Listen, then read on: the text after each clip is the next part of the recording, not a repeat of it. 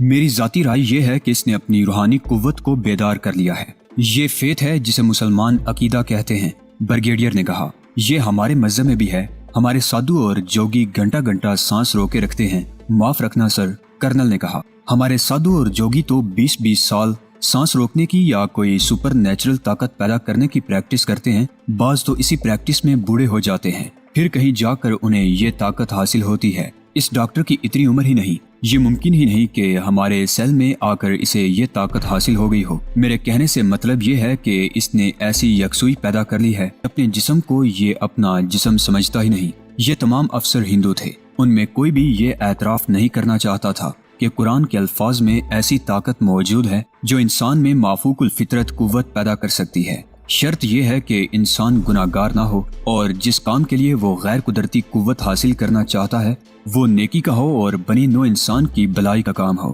Doctor Abdul Rashid نے اپنے جسم سے دستبردار ہو کر یہ روحانی قوت پیدا کر لی تھی۔ ان افسروں کے چہروں کے تاثرات بتاتے تھے کہ وہ حیران ہیں کہ ایک نوجوان آدمی نے ایسی قوت کیسے حاصل کر لی۔ 3rd ڈگری چھوڑو، بریگیڈیئر نے دو ٹوک فیصلہ دیا۔ اسے اچھا کھانا دو اور کھانے میں وہ سب کچھ ڈالو، پھر دیکھو کیا ہوتا ہے۔ میں دیکھتا ہوں اس کی روحانی قوت اس کا ساتھ دیتی ہے۔ ہمیں ہر قیمت پر اس کے گینگ کو پکڑنا ہے۔ یہ بھی ذہن میں رکھو کہ ہمیں دلی والوں کو جواب دینا ہے، ورنہ سب رگڑے جاؤ گے۔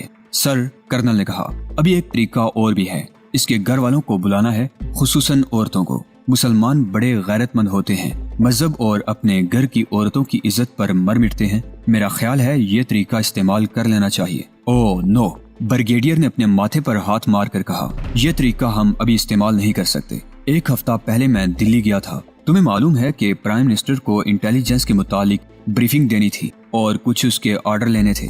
چیف بھی ساتھ تھا۔ پرائم منسٹر نے بڑی سختی سے کہا ہے کہ الیکشن شروع ہونے والے ہیں، اس لیے مسلمانوں اور عیسائیوں کو اپنے ہاتھ میں رکھنا اور ان کے مذہب کا بہت زیادہ خیال رکھنا۔ پرائم منسٹر نے یہ بھی کہا تھا کہ مسلمانوں کے ساتھ اپنا رویہ ایسا کر لو جیسے تمہیں ان کی عزت کا بہت ہی خیال ہے۔ یہ خاص طور پر خیال رکھنا کہ ان کی عورتوں اور ان کی مسجدوں کا احترام کرنا۔ الیکشن کے بعد دیکھی جائے گی۔ بس یہ مجبوری ہے کہ ہم اس ڈاکٹر کے گھر کی عورتوں کو یہاں نہیں بلا سکتے۔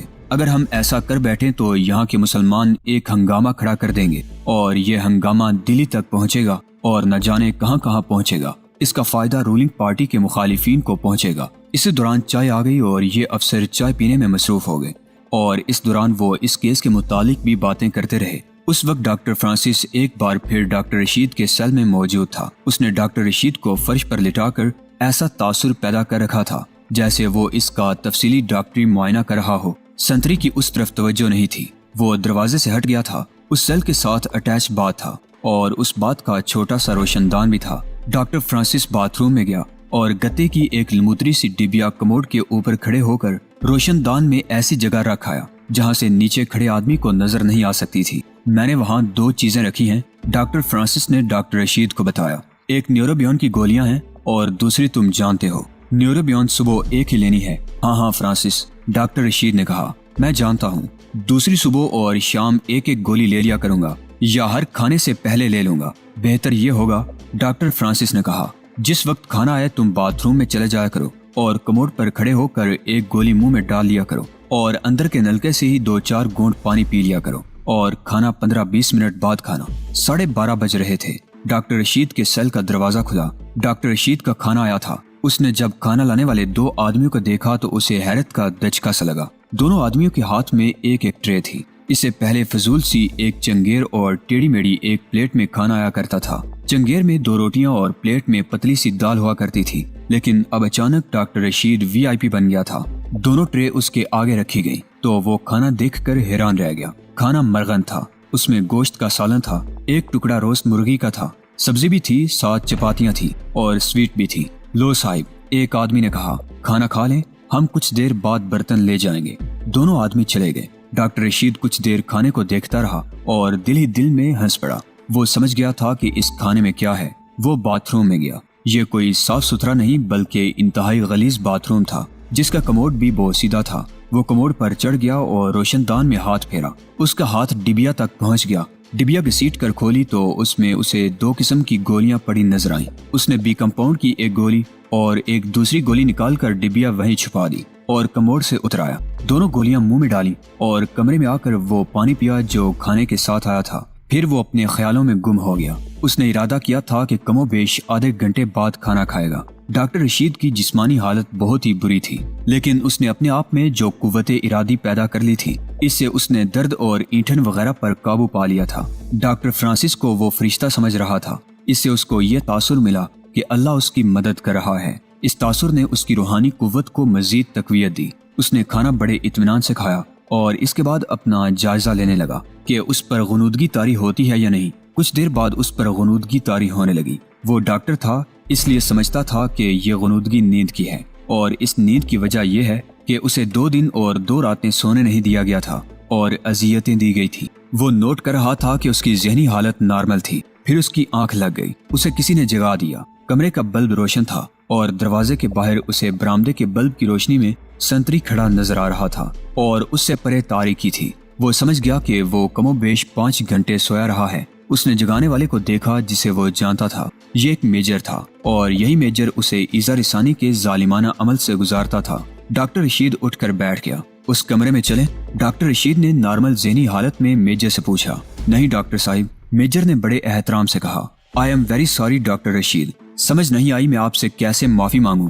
मैं दरख्वास्त देने वाला हूं कि मुझे मेरी यूनिट में ट्रांसफर कर दें। मैं ये काम नहीं कर सकता कि आप जैसे मुअज़्ज़ज़ आदमी के साथ ऐसा सलूक करूं जो मुझसे करवाया गया। मैं ये बर्दाश्त नहीं कर सकता। आपका रैंक क्या है? मैं मेजर हूं डॉक्टर साहिब, मेजर ने जवाब दिया। मेरा ताल्लुक इन्फेंट्री से है। मैं आपका बहुत मशकूर हूँ मेजर साहिब, डॉक्टर रशीद ने कहा। लेकिन मैं हैरान हूँ कि अचानक आपका रवैया क्यों बदल गया है। आप तो डॉक्टर हैं, मेजर ने कहा। मेरे अंदर इंसानियत बेदार हो गई है। ये मेरे ज़मीर की आवाज़ है। डॉक्टर रशीद उससे पूछने ही लगा था क्या हिंदुओं का भी ज़मीर होता है, लेकिन उसने जुबान बंद रखी। वो किसी को ये तासुर नहीं देना चाहता था कि खाने में उसे ट्रांकुलाइजर दिया गया है जिसका उस पर कुछ असर नहीं हुआ। डॉक्टर रशीद देख रहा था कि मेजर जो कुछ कह रहा था वो उस तासुर से मुख्तलिफ था जो उसके चेहरे पर था। ये हिंदू मेजर डॉक्टर रशीद को टेढ़ी सी निगाहों से सर से पांव तक देख रहा था। डॉक्टर रशीद उन निगाहों को समझता था। मेरा ख्याल है आपको नींद आ रही है, मेजर ने कहा। अभी 10:30 ही बजे हैं, आप सो जाएं। सो जाऊंगा, डॉक्टर रशीद ने कहा। आप मेरे पास बैठना चाहते हैं तो बैठें, बातें करें, बातें सुने।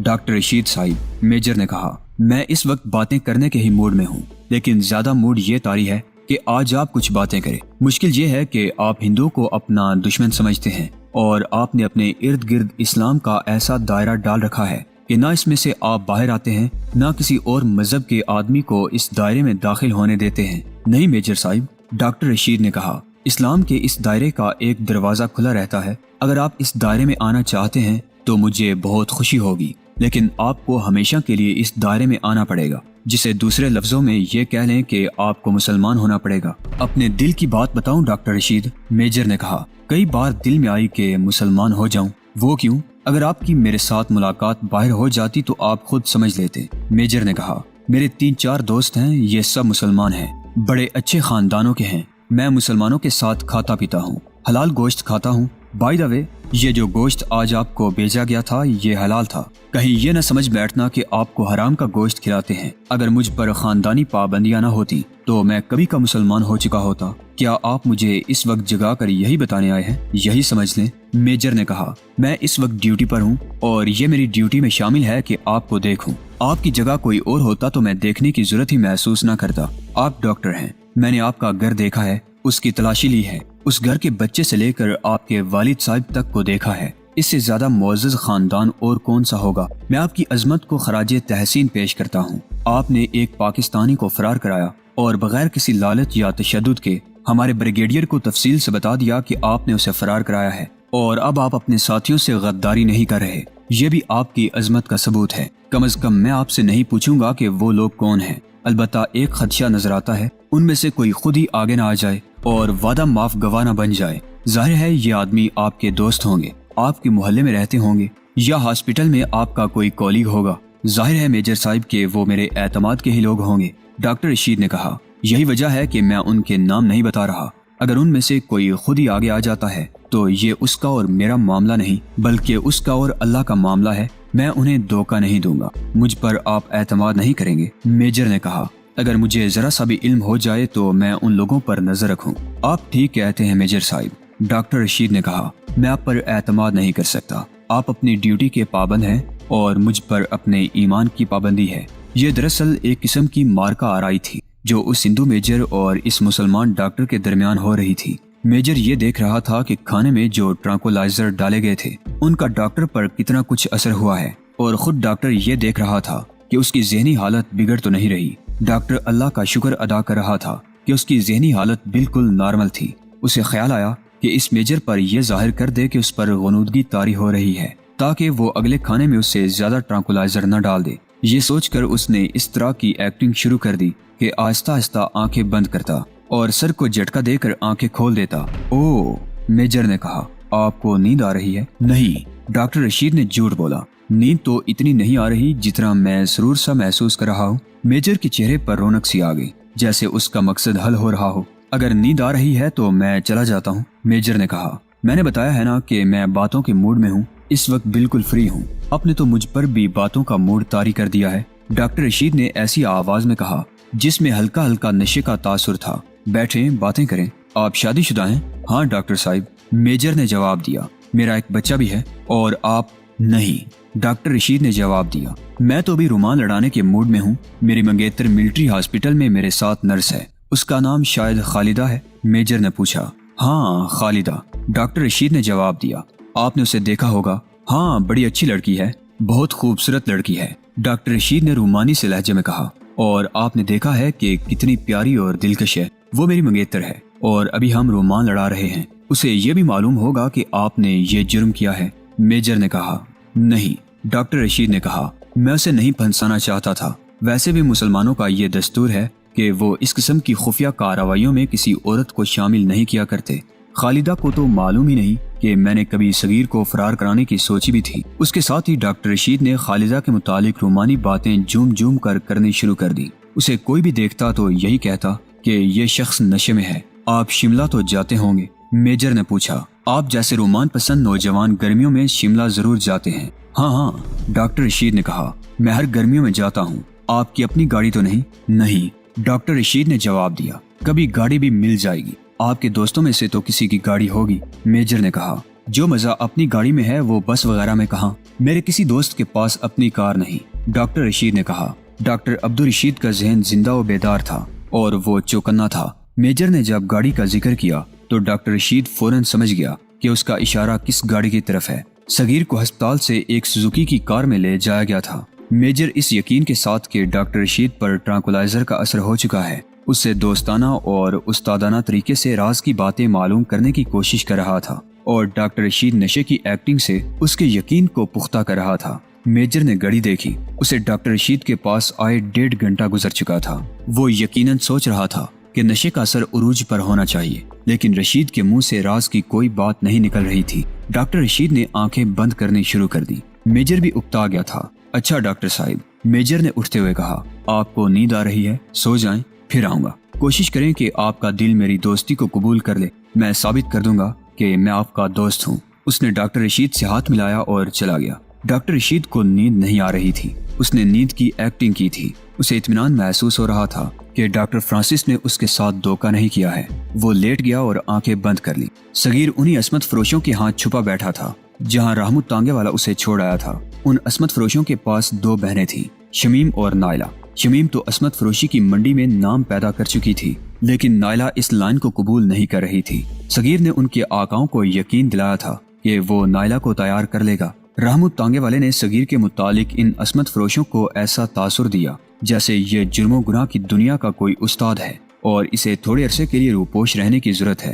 ان عصمت فروشوں کو رحمت پر اعتماد تھا، اس لیے انہوں نے یہ پوچھنے کی ضرورت محسوس نہیں کی تھی کہ صغیر کہاں کا رہنے والا ہے اور اس کی ہسٹری کیا ہے۔ صغیر نے 2-3 دنوں میں ہی ان لوگوں پر اپنا رعب اور اپنا اعتماد پیدا کر لیا تھا۔ ان لوگوں نے اس کی زخمی ٹانگ کی مرہم پٹی کا انتظام بھی خفیہ طریقے سے کر دیا تھا، چونکہ اس نے کہا تھا کہ وہ نائلہ کو اس لائن پر چلا لے گا۔ اس لیے نائلہ کو موقع دیا جاتا تھا کہ وہ صغیر کے پاس الگ تھلگ بیٹھ جایا کرے۔ صغیر نے اپنا نام اکبر بتایا تھا۔ تم جس طرح یہاں پہنچی ہو وہ میں یہاں آنے سے پہلے ہی سن چکا ہوں، صغیر نے نائلہ سے پہلی تنہائی کی ملاقات میں کہا۔ مجھے بتایا گیا ہے کہ تم اس راستے پر چلنے کے لیے اپنے آپ کو آمادہ نہیں کر رہی جس طرح تمہاری بہن چل پڑی ہے۔ میں نے تمہارے مالکوں کو یہ امید دلائی ہے کہ میں تمہیں اس کام کے لیے تیار کر لوں گا، لیکن نائلہ میں ایسا گناہ کبھی نہیں کروں گا، لیکن تمہارے مالکوں کو یہ بتاتا رہوں گا کہ اس لڑکی کو میں تیار کر رہا ہوں۔ تم انہیں ایسا تاثر نہ دینا کہ تم میرے ساتھ بہت خوش ہو، لیکن ایسی ایکٹنگ کرتی رہنا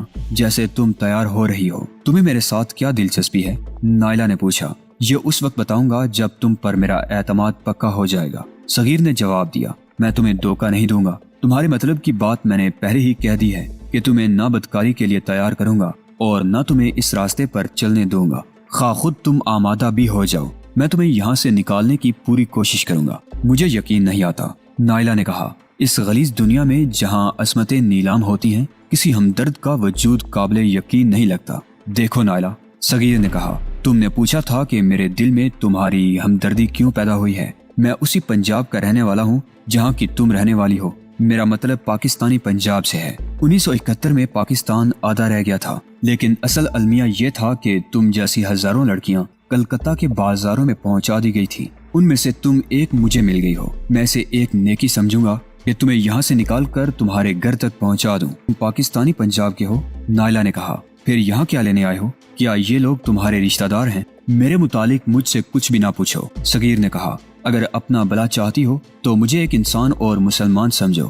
میری اصلیت کو یہ لوگ بھی نہیں جانتے اور یہ جان بھی نہیں سکیں گے۔ میں تمہیں یہاں سے نکال کر لے جاؤں گا۔ یہ تو پہلی ملاقات تھی، ایسا تو ہو نہیں سکتا تھا کہ پہلی ملاقات میں ہی نائلہ اس اجنبی پر اعتماد کر لیتی۔ ایسی 2-3 ملاقاتیں ہوئیں تو نائلہ کو یقین آنے لگا کہ صغیر پر بھروسہ کیا جا سکتا ہے۔ صغیر کوئی شریف آدمی نہیں تھا، اس نے تو اپنا ملک اور اپنا ایمان بھی بیچ ڈالا تھا۔ اس سے زیادہ گناہونا جرم اور گناہ اور کیا ہو سکتا تھا؟ اس نے انٹیلیجنس سے تربیت حاصل کی تھی، وہ لوگوں کی آنکھوں میں دھول جھونکنے کی مہارت رکھتا تھا اور چرب زبانی کا بھی ماہر تھا۔ اس نے نائلہ پر اپنا اثر پیدا کر لیا، اور پھر ایسے بھی ہوا کہ نائلہ آدھی رات کو اٹھ کر بھی اس کے کمرے میں چلی جاتی تھی۔ پھر ان کی یہ ملاقاتیں محبت کی صورت اختیار کر گئیں، یہاں تک بھی ہوا کہ وہ دونوں ایک دوسرے کے اتنے قریب بیٹھنے لگے کہ ان کے درمیان سے ہوا کا گزر بھی ناممکن ہو جاتا۔ ان کی سانسیں ٹکراتی تھیں، ان کی انگلیاں ایک دوسرے سے الجھ جاتی تھیں اور دلوں کی دھڑکنیں کہیں زیادہ تیز ہو جایا کرتی تھی۔ پھر بھی صغیر نے پاکیزگی کا دامن نہ چھوڑا